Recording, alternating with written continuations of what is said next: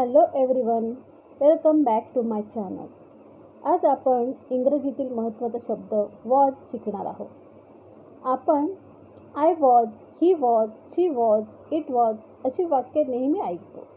पण वॉजचा अर्थ काय आहे आणि तो कधी वापरायचा? चला अगदी सोप्या मराठीतून समजून घेऊया. वॉज म्हणजे वॉज हा बी या क्रियापदाचा भूतकाळातील past tense, it means past tense प्रकार आहे. मराठीत याचा अर्थ परिस्थितीनुसार होतो, होती, होते. वॉजचा वापर खालील सब्जेक्ट सोबत होतो.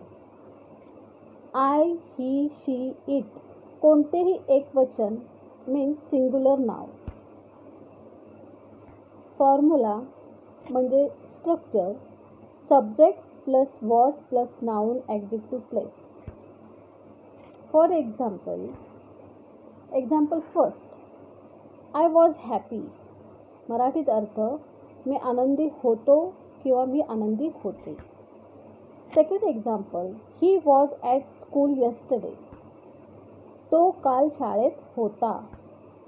Third example, she was tired. मराठीत अर्थ होतो ती थकली होती. Fourth example, it was very cold. मराठीत अर्थ होतो खूप थंडी होती. Fifth example, Rahul was my friend. मराठीत अर्थ राहुल माझा मित्र होता. Daily conversation. A, where was Rahul yesterday? He was at home. मराठीत अर्थ राहुल काल कुठे होता? तो घरी होता. Was she busy? Yes she was. ती बिझी होती का? होय, ती होती. It was difficult. No, it wasn't. ते कठीण होते का? नाही, ते नव्हते. Negative sentence. I was not late. मी उशिरा नव्हतो किंवा मी उशिरा नव्हते. He was not at home. तो घरी नव्हता. शी वॉज नॉट अँग्री. ती रागवलेली नव्हती. Question sentences. Was he your teacher? तो तुमचा शिक्षक होता का? Was she at the office? ती ऑफिसमध्ये होती का? Was it expensive? ते महाग होते का? Common mistake.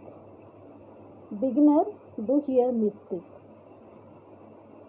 Okay, let's see where they do mistake. He were at home. It is wrong. He was at home. It is correct. I were happy. It is wrong. I was happy. They was ready. It is wrong. They were ready. Practice. मराठीतून इंग्रजी करा. 1. मी काल घरी होतो. I was at home yesterday. 2. ती आनंदी होती. She was happy. 3. तो माझा मित्र होता. He was my friend.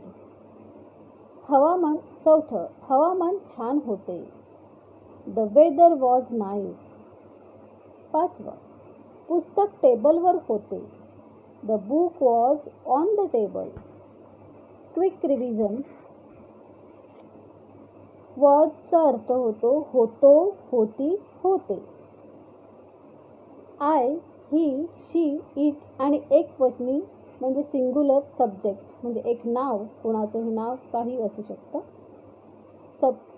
Singular subject सोबत वॉज वापरला जातो. वॉज हा भूतकाळ म्हणजे पास्ट टेन्स दर्शवतो. आज आपण वॉजचा अर्थ, वापर आणि अनेक उदाहरणे शिकलो.